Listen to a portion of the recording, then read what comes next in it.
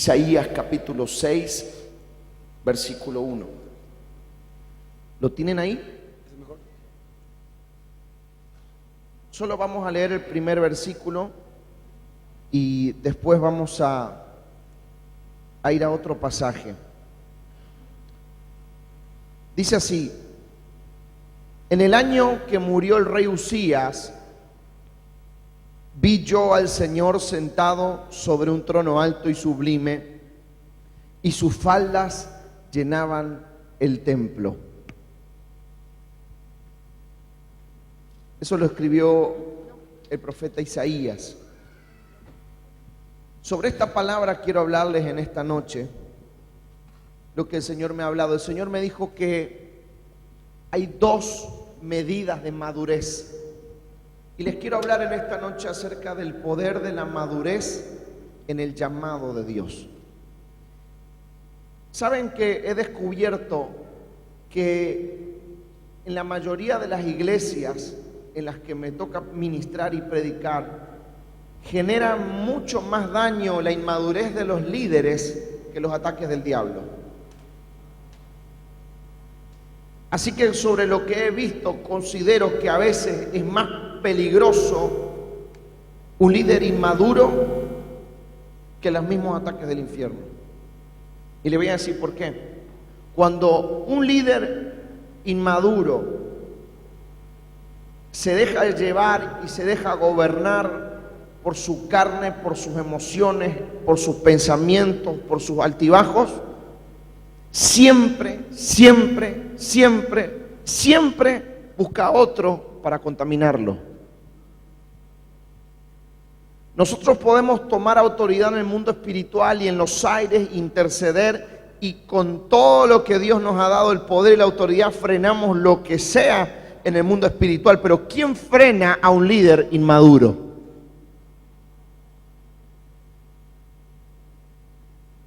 Entonces, el desafío del liderazgo para la iglesia de hoy tiene mucho que ver con levantar una generación de gente madura. Y para alcanzar madurez es necesario pasar por procesos y pasar por confirmaciones y pasar a veces por pruebas donde se confirma lo que somos. Entonces, es cierto que la palabra de Dios dice que el enemigo de nuestras almas es el diablo, pero le vuelvo a repetir que el peor enemigo de una visión es un líder inmaduro. Dígalo conmigo, que el peor enemigo de una visión es un líder inmaduro. Levante su mano y diga: yo estoy madurando, amén. Entonces, ¿de qué manera trabaja el enemigo en esa inmadurez? Bueno, pues se mete en las emociones de esa persona, y esa persona hace cosas de las cuales al poco tiempo se arrepiente. Levante su mano si usted ha actuado por inmadurez en algún momento. Hay como 3 que dicen la verdad. Ok, voy a volver a preguntarle, y recuerde que el diablo es el padre de la mentira. ¿Cuántos aquí en algún momento nos hemos equivocado por inmadurez? Levante la mano. Entonces esta palabra es para todos nosotros, amén. Ok, Mateo capítulo 6, versículo 3, pónganlo por favor. Jesús enseña sobre la oración del Padre Nuestro, y dice Mateo 6:13, dice: y no nos metas en tentación, sino líbranos del mal, porque tuyo es el reino, el poder y la gloria. Diga conmigo: reino. Más fuerte: reino, poder y gloria. Las 3 cosas no se separan. Diga: reino, poder y gloria. Si separamos el poder del reino, tenemos hechicería. No puede haber una medida de poder si primero no hay una estructura de reino que contenga esa medida de poder. Y no puede haber gloria si no hay poder. Por eso Jesús dice: tuyo es el reino, el poder y la gloria. Nosotros tenemos que ponerle un balance a la medida de poder con una medida de reino. Y una medida de reino corresponde también a una medida de carácter. Hay mucha gente que ha recibido poder pero no supo cómo administrar el poder que recibió, porque no estaban maduros para recibir esa medida de poder y el poder los envaneció. Por eso Jesús dice, tuyo es el reino, el poder y la gloria. Diga conmigo, el reino, el poder y la gloria. Esta nación necesita un encuentro con el poder de Dios, con la gloria de Dios, pero también con el reino de Dios. Las tres cosas se activan juntas para llevarte a un punto de madurez. Mucha gente ha recibido grandes dones, grandes bendiciones, grandes capacidades, grandes talentos, pero su medida de reino era baja. Su estructura de reino era débil. Su estructura de madurez de reino era casi inexistente. Entonces el poder, el mismo poder que vino para bendecirlos, terminó siendo su peor enemigo.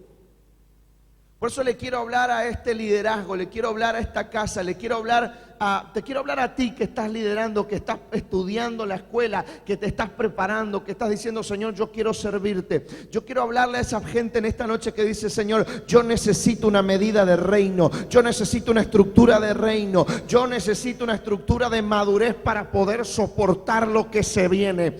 Yo necesito una estructura de madurez para poder aguantar lo que se viene. Miren, es muy lindo decir, Señor, yo quiero ser usado en milagros y que Dios te use en milagros, pero yo te quiero preguntar, ¿estás preparado para recibir la persecución que viene atrás de los milagros?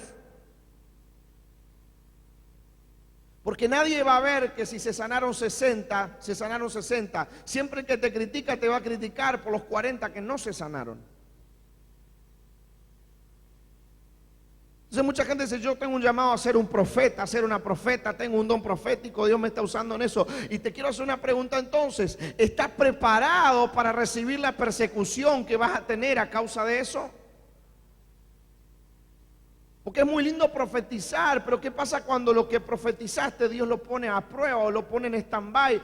O la propia desobediencia de la persona hace que lo que uno profetizó no se cumpla y no tiene que ver con uno, pero ¿a quién van a culpar?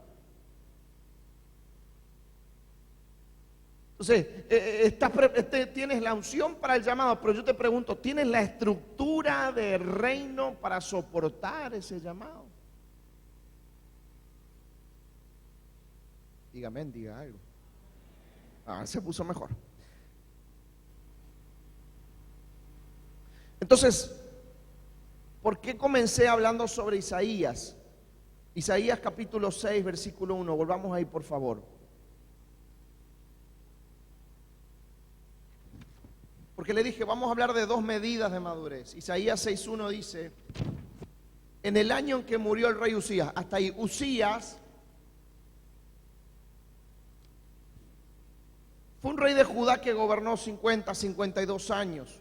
Y vamos a Segunda de Crónicas, capítulo 26, versículo 3. Dice así, del 3 en adelante, de 16 años era Usías cuando comenzó a reinar, y 52 años reinó en Jerusalén. El nombre de su madre fue Jecolías de Jerusalén. Versículo 4. Hizo lo recto delante de los ojos de Jehová conforme a todas las cosas que había hecho Amasías su padre. Mire lo que dice el versículo 5. Y persistió en buscar a Dios en los días de Zacarías, entendido en visiones de Dios, y en estos días en que buscó a Jehová, él le prosperó. Léanlo conmigo, pónganlo en la pantalla, por favor, versículo 5. Y persistió en buscar a Dios en los días de Zacarías, entendido en visiones de Dios. Es decir, estamos hablando de un rey que caminaba en una dimensión de entendimiento, de conocimiento y de revelación muy poco común. Mientras el hombre se mantuvo fiel en buscar a Dios y en caminar con gente de visión, ¿qué dice la Biblia? Dios lo prosperó. Pero mire lo que dice el versículo 16. Mire lo que dice el versículo 16. Mas cuando ya era fuerte, su corazón se enalteció para su ruina. Es decir, que este hombre dijo, ya soy fuerte, ya no necesito a Zacarías. Ya soy fuerte, ya no necesito al sacerdocio. Ya soy fuerte porque la Biblia dice que fue un gran estratega militar. El hombre trabajó con escuderías, fue de todos los reyes de Judá el que más militarizó Judá. El poder, los soldados que tenían llegaban a los 337,000. El poder militar que este hombre tuvo, casi nadie lo tuvo. Pero dice la palabra, mas cuando ya era fuerte, su corazón se enalteció para su ruina. Versículo 16, porque se rebeló contra Jehová su Dios. Léalo conmigo, por favor. Léalo. Estamos en Segunda de Crónicas 26:3. Entrando en el templo de Jehová para quemar incienso en el altar del incienso. Cuando ya era fuerte, su corazón se enalteció para su ruina. ¿Cuánta gente hay que viene al camino del Señor o que llegan a este lugar arruinados, destruidos, en el pozo, más abajo del pozo, con el pelo medio quemado de una llama del infierno? Le deben, hasta la chipera le deben la chipa. Deben auto, deben casa, deben el colegio de sus hijos 9 meses. Deben la vida entera, sus vidas destruidas, sus emociones quebradas, todo caído, todo roto, todo mal, a veces ni siquiera para comer. Sin trabajo o con un trabajo en donde no le pagan, todo mal, todo destruido, en depresión, en angustia, en enfermedad, con un cáncer, con un problema gravísimo en el cuerpo, en la salud, con los hijos en la droga. Así llega la gente. Y ¿sabe qué? Mucha gente empieza el proceso, empieza a caminar en el camino del Señor, empieza Dios a bendecirlo. ¿Y sabe lo que pasa? Mas cuando ya era fuerte, se enalteció su corazón para su ruina.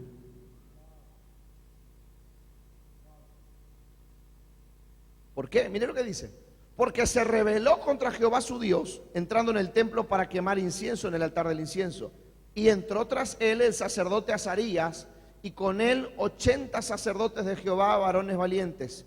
Y se pusieron contra el rey Usías y le dijeron: no te corresponde a ti, Usías, el quemar incienso a Jehová, sino a los sacerdotes, hijos de Aarón, que son consagrados para quemarlo.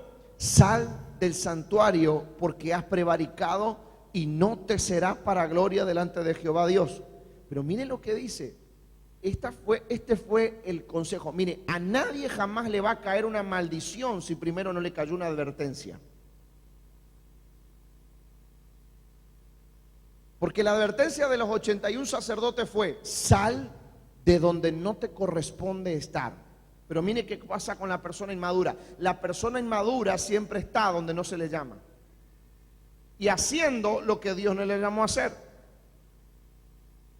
Entonces, como consecuencia de su desobediencia, mire lo que dice el versículo 19 dice: entonces Usías, teniendo en la mano un incensario para ofrecer incienso, se llenó de ira, y en su ira, diga conmigo, léalo esa parte conmigo, y en su ira contra los sacerdotes.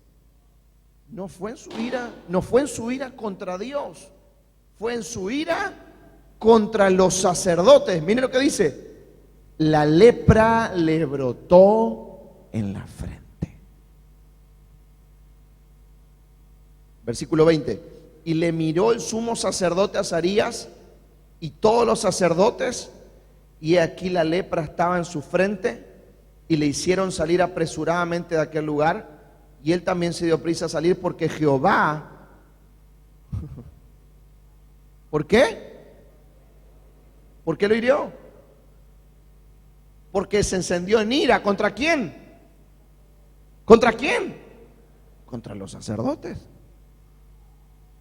Así el rey Usías fue leproso hasta el día de su muerte, y habitó leproso en una casa apartada, por la cual fue excluido de la casa de Jehová, y Jotam su hijo cargó de la casa real Sí, tuvo cargo de la casa real gobernando al pueblo de la tierra. Esta es una historia muy triste, mis amados. Esta es una historia muy triste, pero que refleja la condición espiritual de mucho pueblo. Esta es una historia muy lastimosamente mala, pero que refleja el estado y la mente de muchas personas en el día de hoy. Y le voy a decir por qué. Toda persona que ignore el sacerdocio y el orden establecido por Dios, tarde o temprano termina con lepra. Dios no va a pasar por alto que alguien en su inmadurez se levante contra el sacerdocio establecido. Dios respeta lo que Él mismo ha ungido. ¿Cómo tú no vas a respetar lo que Dios ha ungido? Entonces les quiero hablar acerca de las características de una persona inmadura y de un líder inmaduro. Quiero que anote, por favor. La madurez no tiene que ver con la edad. La inmadurez no tiene que ver con la condición social de una persona. Hay personas adultas que ya son abuelos y piensan, actúan y hablan como si fueran adolescentes. Y hay jóvenes que no han caminado muchos años en su vida, pero ya han alcanzado un nivel de madurez para por lo menos discernir lo correcto de lo incorrecto. Entonces la madurez no tiene que ver con la edad. Características de una persona inmadura, de un líder inmaduro. Número 1, el inmaduro no sabe administrar ni sus victorias ni sus derrotas. Cuando le va bien, para el mundo porque le va bien, y cuando le va mal, para el mundo porque le va mal. Es una persona que no tiene balance. Número 2, la persona inmadura, ustedes recuerdan la historia del rey Usías. Mientras que caminó en la visión de Zacarías, dice la Biblia, Dios lo prosperó. Pero luego, cuando le fue bien, su corazón se enalteció contra Dios y murió leproso. ¿Sabe cuál es una característica de la persona inmadura? Que la persona inmadura desparrama lo que primero recoge. Se empeña en servir y después le pega una patada al tablero de lo que él mismo sirvió. Gana almas y después intenta contaminar las mismas almas que ganó. O sea, hay gente que no necesita al diablo porque se tiene a sí mismo. Nosotros a veces somos los peores terroristas de nuestro propio destino. Entonces el inmaduro, cuando algo no le gusta o algo no le viene o algo no le cae o algo le ofende, tiene la tendencia a boicotear lo que él mismo edificó. Número 3, es muy fácil para una persona inmadura desesperarse y en su desesperación entrar en contradicciones. Número 4, el inmaduro nunca discierne los límites. Si quiere conocer una persona madura, usted va a saber que esa persona es madura porque sabe cuál es el límite. Sabe cuál es el límite en los tratos, sabe cuál es el límite en las relaciones, sabe cuál es el límite en el discernimiento. Pero el inmaduro nunca conoce límites. El inmaduro, si le das la mano, te agarra el codo y te agarra el hombro y hasta donde puede. El inmaduro no sabe guardar la distancia, no conoce la distancia, no conoce de límites, porque en su propia inmadurez no tiene la capacidad de mirar al otro, sino de mirarse a sí mismo. Número 5, el líder inmaduro tiene otra característica. Mire, el líder inmaduro no tiene balance. Porque cuando está en fuego, hasta hay que echarlo de la iglesia porque está más en la iglesia que 7, 8, 10 días a la semana, 29 horas y todo lo demás. No tiene balance, pero cuando se enoja no viene más. ¿Conocen gente así o esto pasa solamente en México? Acá no. La persona madura mantiene un balance en su vida, en cada cosa de su vida le pone un balance. El inmaduro no tiene un balance. El inmaduro no tiene un punto de equilibrio entre todas las cosas. Entonces es muy fácil para el inmaduro que se lo voy a hablar en términos mecánicos, que se le recaliente la tapa junta. Y cuando se le calienta la cabeza, explota. Y cuando explota tampoco mide la explosión. Es decir, Ni siquiera sabe a dónde va a ir a explotar, porque hay gente madura que tiene un momento de explosión, pero sabe dónde tiene que explotar. Pero el inmaduro nunca sabe dónde explota, explota donde caiga. Siento que me están mirando. Anote, número 6. El líder inmaduro siempre tiene la tendencia a intervenir en el trabajo ajeno. Porque el inmaduro piensa que sabe, piensa que tiene y piensa que puede. Pero yo le voy a contar a usted una cosa.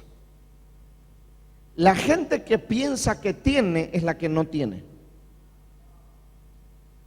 La gente que piensa que sabe es la que no sabe absolutamente nada.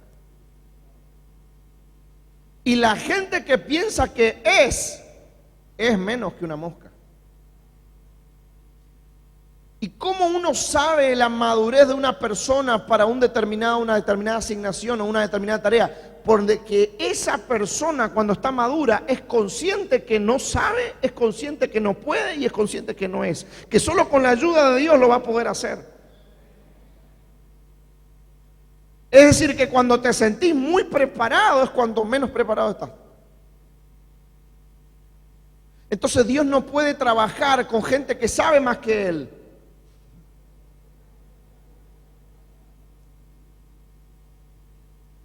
Es como cuando una persona viene a pedir consejería, no sé, ¿cuántos mentores hay aquí? Levanten su mano. Me imagino que los pastores saben que cuando hay gente que viene a pedir consejería, pero en realidad ya vienen con la respuesta a lo que van a pedir. Solo están buscando uno que sea medio útil para decirle lo que quieren escuchar, pero es que ellos ya tienen definido. Cuanto menos pienso que sé, es cuanto más estoy en camino de saber.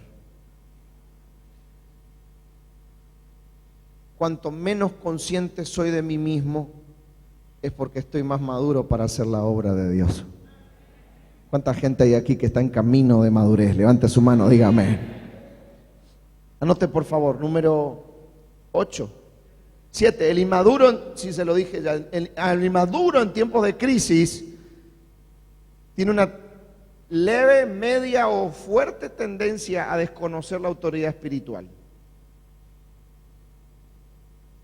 El inmaduro en tiempo de bonanza se derrite como una manteca a los pies de la autoridad espiritual. Pero en tiempo de crisis, el inmaduro te cuestiona.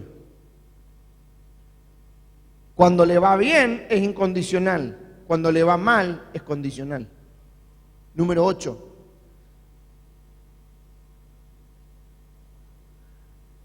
El inmaduro bajo presión tiene la tendencia a criticar a la autoridad espiritual que está sobre su vida. Y escuche, el pecado de Uzías fue ignorar el oficio sacerdotal. El pecado de Uzías también fue ignorar la carga profética que estaba sobre Isaías. Yo le estoy hablando de 2 medidas de madurez. La primera medida es la medida de Uzías. Ahora le voy a hablar de la segunda medida, que es la medida de Isaías. Por eso comencé hablando en Isaías capítulo 1, donde dice: en el año en que murió el rey Uzías, vi yo al Señor. El inmaduro, número 9, nunca asume sus propias responsabilidades. Saúl siempre tuvo a alguien a quien culpar. Saúl culpaba a David, Adán culpó a Eva, Eva culpó a la serpiente. Bueno, la serpiente no sé a quién culpó. Pero una característica de un líder que es maduro es que no se equivoca, amado, es que es inevitable el error.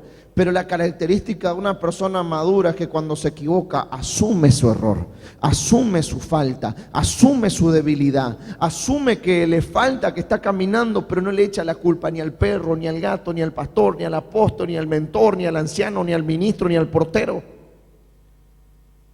Porque la persona inmadura siempre tiene algo o alguien a quien culpar. Y cuando no tiene a alguien a quien culpar en el círculo inmediato, pues se retrotrae y dice, bueno, es que mi madre no me dio amor. Es que mi padre me rechazó, y entonces empieza a culpar a la abuela, no importa, pero siempre tienen alguien a que culpar. Levante su mano y diga conmigo, es tiempo de que yo asuma mis responsabilidades. Más fuerte diga, es tiempo de que yo asuma mis compromisos. Levante su mano y diga, Señor, perdóname por todas las veces que le tiré la culpa a algo o a alguien. Desde hoy, Señor, yo me comprometo a asumir responsabilidades delante de ti para servirte. En el nombre de Jesús. Amén y amén. De un aplauso al Señor.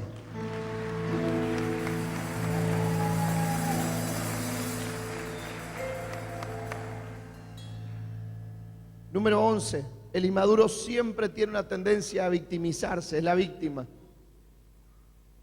Y en ese ciclo de víctima contagia a otros que también se creen víctimas. Por eso cuando hay tiempos de crisis tenemos como 10, 11, 12 sentados a última fila que son todos víctimas. A todos le han hecho algo. Y esa gente es la que llega último para que nadie le vea y se van temprano para que nadie le salude. ¿Por qué? Porque son víctimas. Todos están contra mí. La persona madura no se victimiza. La persona madura se ofrenda en el altar. Dije que se ofrenda en el altar. Número 12, el líder maduro. El líder maduro discierne lo bueno de lo malo. En la madurez se desarrolla criterio. Y con el criterio, la palabra de Dios habla acerca de los que por el uso de los dones tienen el discernimiento del bien y del mal desarrollado. Entonces, cuando hay un criterio mínimo, el líder maduro sabe lidiar con ciertas situaciones. Pero el líder inmaduro tiene una característica: no sabe lidiar con nada. Porque no discierne el bien del mal. Entonces el líder inmaduro, ¿sabe lo que hace? Consulta para arriba. Y cuando arriba se le dice, se le habla, se le orienta, baja, pero baja. Y cuando baja hace exactamente lo que él quería hacer. Porque no tiene desarrollado el discernimiento del bien y del mal. Un niño no lo tiene desarrollado. Cuando es pequeño no dimensiona el peligro. Y muchas veces hay un liderazgo inmaduro, y en ese liderazgo inmaduro empieza a dar consejos, empieza a hablar, empieza a decir cosas. No sabemos a veces lo que estamos diciendo. No solamente puede afectar una vida, afecta una vida, afecta a dos vidas, afecta a esposo, esposa, hijo, familia. Y un líder inmaduro, cuando abre la boca sin discernir lo bueno de lo malo, puede destruir una familia entera. Número 13.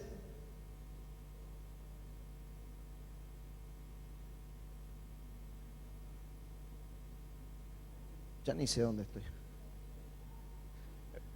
Anoten el que quieran.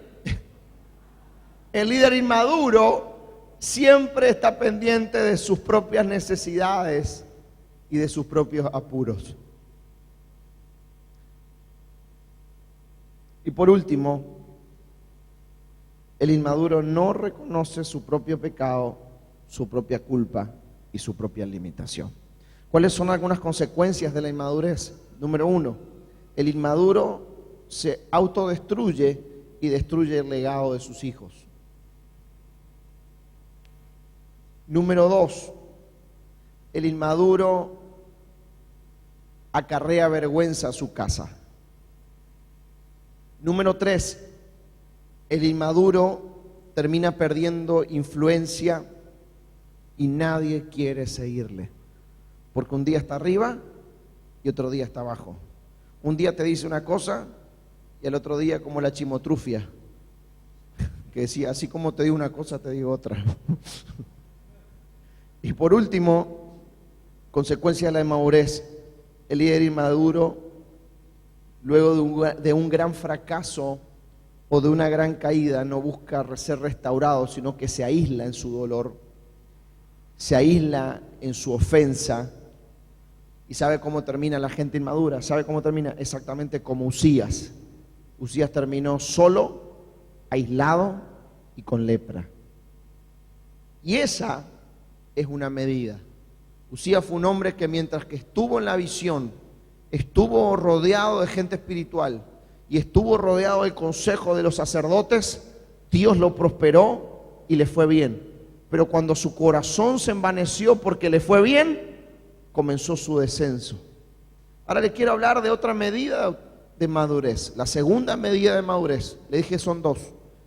Vamos a hablar de Usías, ahora vamos a hablar de Isaías. Vamos nuevamente a Isaías capítulo 6, versículo 1.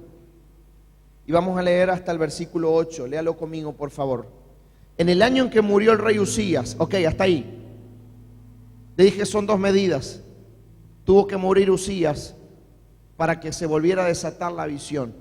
Hay gente que hasta que no es quitada del medio son como un corcho, traban todo, detienen todo. Hay veces que Dios tiene que traer una poda a una iglesia, traer una poda al liderazgo, porque esa misma gente que está ahí es como Usías. Se tienen que morir para que vuelva la visión de vuelta a caminar.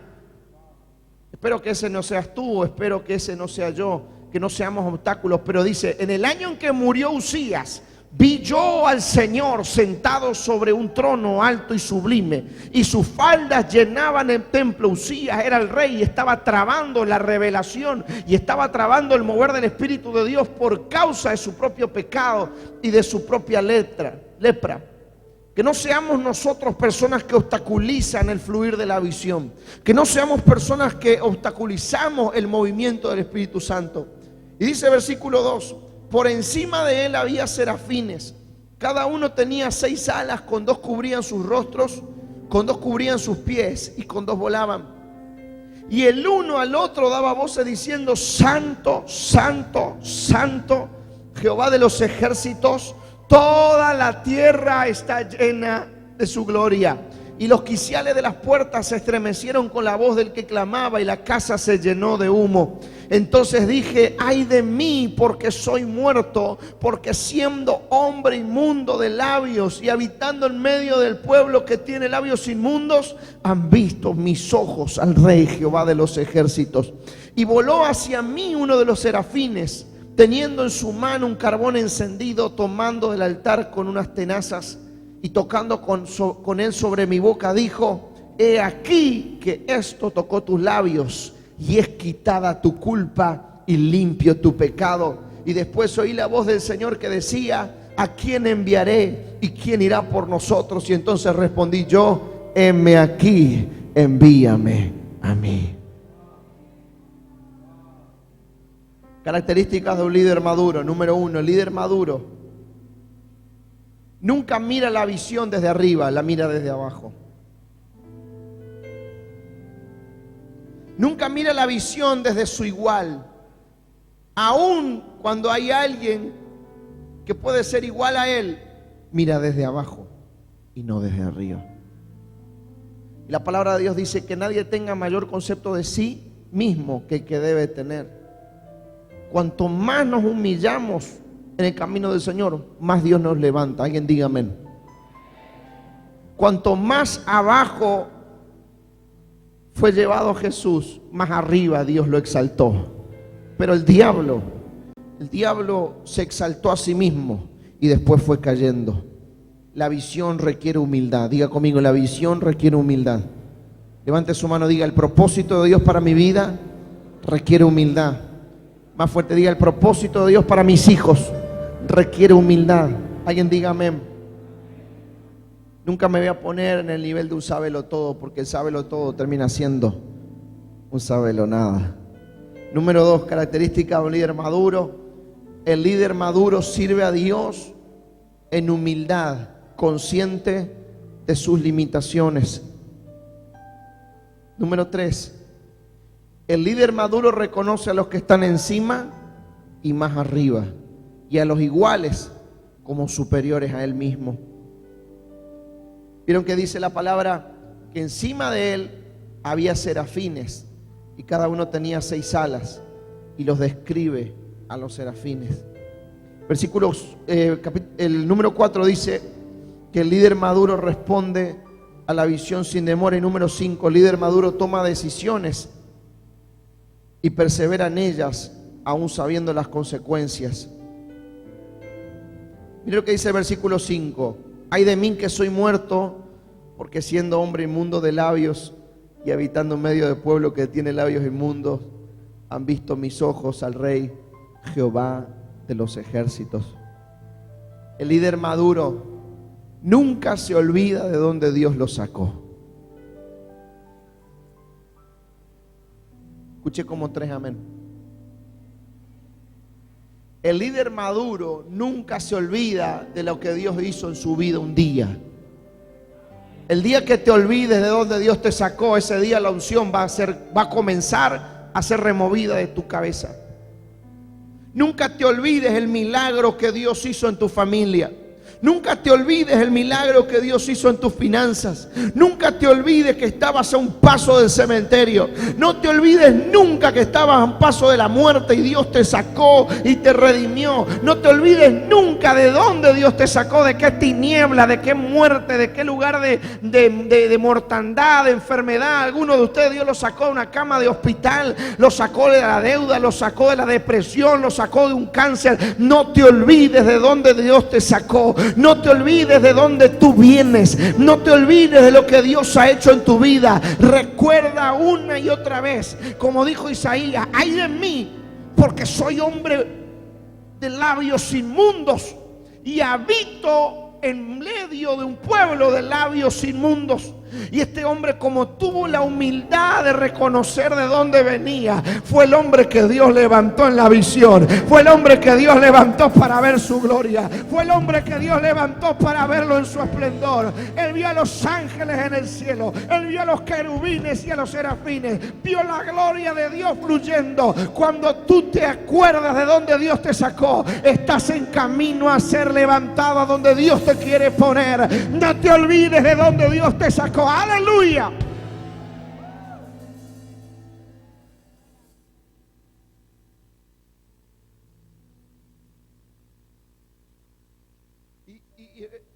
Dice el versículo 7,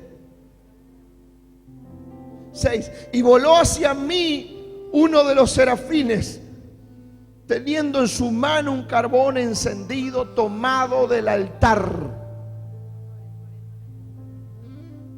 ¿Sabe cuál es una característica del líder maduro?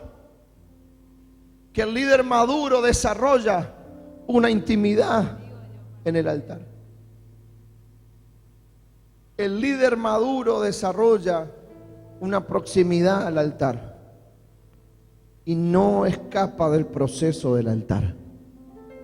No escapa del sacrificio del altar.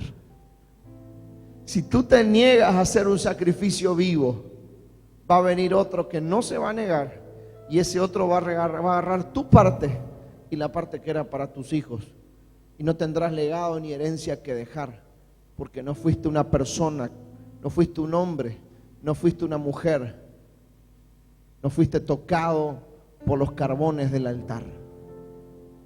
Tarde o temprano Dios quiere hacer una transición en nosotros, sacarnos de nuestro pueblo de labios inmundos, tocarnos con el fuego del altar, tocar nuestras palabras con el fuego del altar, tocar nuestra mentalidad, nuestra mente, nuestros patrones, nuestras fortalezas mentales con un carbón encendido. Vino el ángel y le puso el carbón en la boca. ¿Y sabe lo que dice? Versículo 6, 7: he aquí que esto tocó tus labios y es quitada tu culpa y limpio tu pecado. La señal más clara de transformación en una persona no es que hable lenguas, no es que tenga dones, no es que profetice, no es que dance, no es que cante bonito. La señal más clara de la transformación de una persona es en el cambio en el corazón. Dije que es el cambio en el corazón. Lo que testifica que hayas tenido un encuentro con Dios no es cuánto hayas llorado, no es cuánto te hayas caído, es cuánto has cambiado a partir de ese encuentro. Un líder maduro, un cristiano maduro, un hijo maduro, una persona que dice: Señor, yo necesito que tus carbones toquen cada parte de mi vida. Algunos dicen, a Isaías lo tocó en la boca, pero Isaías mismo dijo, yo soy hombre que habito en pueblo de labios inmundos y yo tengo labios inmundos. El problema de Isaías eran los labios inmundos. Pero ¿cuál ha sido tu origen? Hay algunos que necesitan que el fuego de Dios caiga en el área de las finanzas, porque toda su historia ha sido una historia de maldición financiera. Y ahí el fuego de Dios tiene que caer. Para otros tiene que ser el fuego de Dios, tiene que caer en el área de su salud, porque toda su historia ha sido una peripecia de hospital en hospital y han vivido en maldición en la salud. Para Isaías eran los labios, pero yo te pregunto, ¿en qué área de tu vida tiene que venir el fuego de Dios para traer cambios? ¿En qué área de tu vida tiene que venir el ángel con el carbón encendido para transformar tu historia, para transformar tu vida, para quitar tu culpa, para quitar tu carga, para quitar tu pasado, para limpiarte? El poder de Dios está aquí en esta noche para sanar a los enfermos, para levantar a los caídos, para transformar al que está mal, al que está destruido, para levantar al que está mal, para darte vida, para darte vida, para darte vida, para resucitar lo que está muerto. El poder de Dios está aquí en esta noche. El ángel de Jehová tiene un carbón en sus manos para venir en esa área donde hay demonios, en esa área donde hay luchas, en esa área donde hay dificultad, en esa área donde hay maldición, y transformar la maldición en bendición. Y ahora siento la presencia de Dios en este lugar. Siento la presencia de Dios en este lugar. Si has estado huyendo de un encuentro con Dios en esta noche, yo quiero decirte, el fuego de Dios está en esta noche para tocarte. Así como tocó a Isaías, así como lo quitó de un pueblo que era inmundo de labios, hoy Dios quiere quitar toda inmundicia de tu vida, toda inmundicia de tu corazón, toda inmundicia de tu mente, toda inmundicia de tu alma, de tus pensamientos, toda inmundicia de tu pasado, toda inmundicia en tu salud, toda inmundicia dentro o fuera tuyo, toda inmundicia en tus relaciones familiares, toda inmundicia en cualquier área de tu vida. El fuego de Dios del altar, el fuego del altar, el fuego del altar, el fuego del altar, el fuego del altar es el que transforma, es el que libera, es el que levanta, es el que sana, es el que hace que lo imposible sea posible. Deja de evitarlo. Deja de evitar los procesos. Deja de evitar ser muertos para poder resucitar. Deja de evitar que tu corazón sea circuncidado. Deja de evitarlo. Esta noche es una noche de oportunidad. Esta noche es una noche de oportunidad donde Dios dice, yo te quiero acelerar en ese proceso que venís. Quiero darte madurez. ¿Sabe cuál fue la diferencia entre Isaías y Usías? Usías no reconoció su culpa. Se enojó contra los sacerdotes y le vino lepra. Pero Isaías dijo, ay de mí, que soy hombre de labios inmundos. No se enojó contra el ángel que le traía la solución. No se enojó contra el ángel que le traía la puerta abierta para salir de la maldición. Aceptó el trato y aceptó el proceso. ¿Y saben qué? Ningún otro profeta tuvo el privilegio de ver el nacimiento del Señor, de ver y de poder escribir que decía un niño se da, decir, y nacerá en Judá la raíz de David, Emmanuel, Dios con nosotros. Él fue el que dijo, despreciado y desechado entre los hombres, varón de dolores, experimentado en quebranto, como que escondimos de él su rostro. Él fue el que vio a Jesús nacer, él vio a Jesús crecer, él vio a Jesús morir y él vio a Jesús resucitar. Ese fue Isaías, un hombre que no le tuvo miedo a los carbones, un hombre que no le tuvo miedo a los procesos. Ningún otro profeta estuvo tan cerca de Jesús como este hombre. Porque una persona que permite el trato de Dios en su vida vive en su presente, pero también vive adelantado a los tiempos proféticos.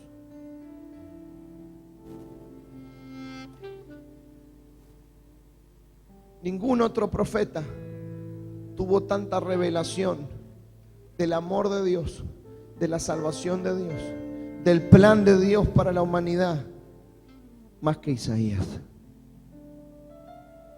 Por eso es considerado el mayor de los mayores profetas. Y termino con esto, dice el versículo 8.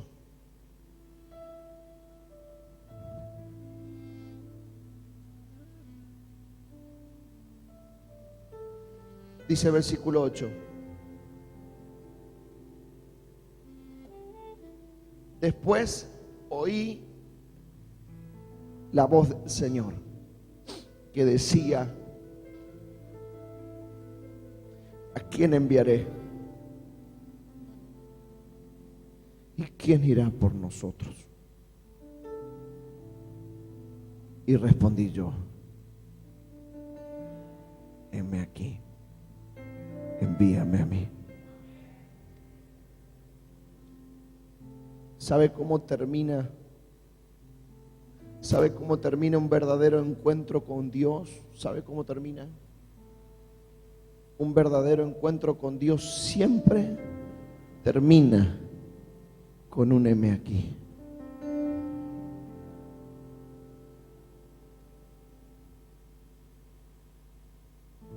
Un verdadero encuentro con Dios siempre termina con un heme aquí. Un verdadero encuentro con Dios siempre termina con un hágase tu voluntad y no la mía. Un verdadero encuentro con Dios siempre termina con palabras como: es necesario que yo mengüe para que Él crezca. Un encuentro con Dios siempre te va a terminar movilizando algo. Un encuentro con Dios siempre te va a quitar de donde estás para ponerte donde debes estar. Si tu encuentro con Dios no termina en un heme aquí, tú no tuviste un encuentro con Dios, tuviste una emoción pasajera.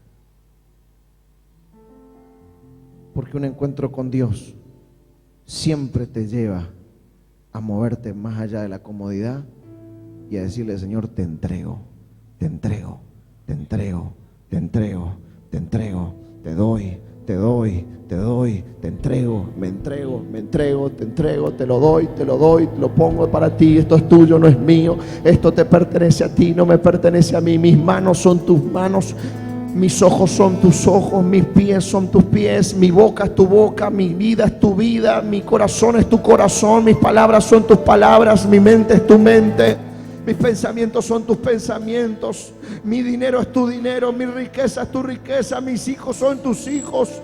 Todo lo que tengo no es mío, es tuyo, y de lo recibido de tus manos te damos, de lo recibido de tus manos yo te entrego. No puedes ser insensible al fuego del altar. Cuando el fuego del altar toca tu boca, viene cambio, mi amado. Viene cambio, viene cambio, viene cambio, viene cambio, viene cambio, viene cambio, viene cambio. Cuando el fuego del altar te toca, viene transformación, viene madurez, viene crecimiento. Cuando el fuego del altar te toca, genera una convicción profunda de pecado, de justicia y de juicio. Y uno solamente le puede decir al Señor: Señor, perdóname, límpiame, lávame, purifícame. Yo no soy, es tu sangre, solo tu poder me puede limpiar, solo tu sangre me puede limpiar, solo tu amor me puede limpiar. Y ahí uno le dice: Señor, ¿qué puedo hacer por ti? ¿Qué puedo hacer por ti? Sino ir y hacer tu voluntad. ¿Se da cuenta que el inmaduro termina un encuentro con Dios diciéndole: Señor, dame? Pero el maduro, el hombre y la mujer de Dios, terminan un encuentro con Dios diciéndole: heme aquí, heme aquí, heme aquí. Heme aquí. Mientras tú tengas reservas, Dios tiene reservas para contigo.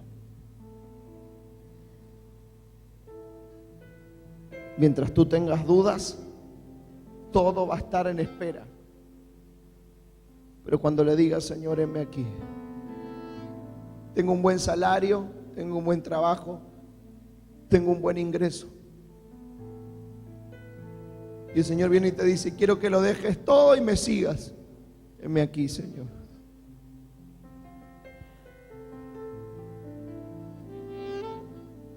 Jesús le dijo al joven rico, has hecho todo, solo te falta una cosa, ve y vende tus cosas y sígueme. Pero la Biblia dice que no pudo hacer eso. Los historiadores dicen que años más tarde ese joven rico fue el apóstol Bernabé. Pero ¿sabe qué? Bernabé fue un gran apóstol, pero no pudo caminar con Jesús. No vio los panes y los peces. No lo vio caminar sobre las aguas. No lo vio hacer milagros. No estuvo con él en el primer anillo y en la primera escena. No pudo dar lo que tenía. Tal vez Dios no te pide dinero, tal vez tú eres una madre y lo que Dios te pide es que sueltes a tus hijos y tú no los quieres soltar. Y Dios te está hablando, heme aquí, heme aquí. Dame tus hijos, madre. Dame tus hijos, mamá. Dame tus hijos, que yo haré de ellos una nación grande y fuerte. No los sobreprotejas, ya no los tengas más debajo de tu falda. Suéltalos, suéltalos para que conquisten su propósito. Suelta a tus hijos para que lleguen a su destino profético. Suelta a tus hijos para que avancen el reino. Suéltalos. Y a veces decimos, Señor, ¿para qué los presentan si el día que Dios se los pide no se los puede dar? ¿Qué es lo que Dios te está pidiendo? ¿Qué es lo que Dios te está pidiendo y que tú tienes que decir, heme aquí, y hasta ahora no lo has hecho? ¿Qué paso tienes que dar tú que no has dado hasta ahora? Porque quiero decirte algo, todos en este auditorio, sin excepción, todos aquí tenemos un heme aquí pendiente. Todos aquí tenemos algo que todavía nos falta entregar. Todos aquí tenemos algo que aún no le hemos dado al Señor, y el Señor te lo ha pedido, y el Señor te lo ha pedido, pero todavía no le hemos dado. Todos tenemos un heme aquí. Una persona puede ver la unción que hay sobre otra, pero yo quiero decirte que detrás de una gran unción hubo un gran sacrificio. ¿Cuál es tu heme aquí? ¿Qué es lo que Dios te está pidiendo que hagas que no has hecho? ¿Qué es lo que Dios te está pidiendo que entregues y no has entregado? ¿Qué es lo que Dios te está pidiendo que digas que no has dicho? ¿Qué es tu heme aquí? ¿Cuál es tu heme aquí? ¿Cuál es tu heme aquí? Isaías le dijo, heme aquí, envíame a mí. Dios no te sana solo para que quedes sano. Dios no te libera solo para que quedes libre. Dios no te restaura solo para que quedes restaurado. Dios hace todo eso para que tú le digas, heme aquí, heme aquí. Cierre sus ojos por un momento.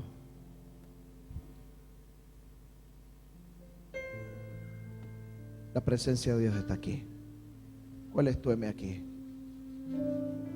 ¿Cuál es tu heme aquí? ¿Cuál es tu heme aquí? Jesús, el Rey está aquí. El Rey está aquí en esta noche. La presencia de Dios está en este lugar y la gloria de Dios está en este lugar.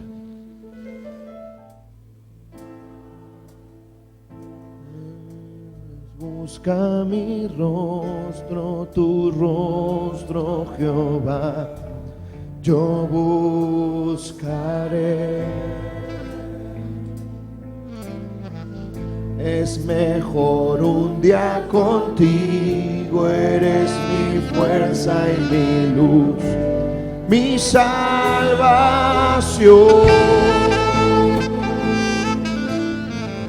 Me dices, busca mi rostro, tu rostro, Jehová. Yo buscaré. Es mejor un día contigo, eres mi fuerza y mi luz, mi salvación. despreciado, desechado. ¿Quieres conocer el corazón de Jesús? Él es varón de dolores, experimentado en quebranto. Mire, no hay quebranto, no hay dolor de la humanidad pasada, presente y futura. No hay pecado, grande o pequeño, justo o injusto. No hay nada de eso que Jesús no haya bebido y atravesado. ¿Y sabe por qué? Porque Él no es un Dios lejano. Dios no es un Dios lejano. Dios no es un Dios ajeno al dolor. Dios no es un Dios ajeno a la necesidad. Dios no es un Dios ajeno a los problemas. En medio de la crisis, ese negocio va a reverdecer. En medio de la crisis, Dios va a levantar otra vez la gloria de Dios en la vista. En medio de la crisis, esos hijos vienen a casa. En medio de la crisis, Dios levanta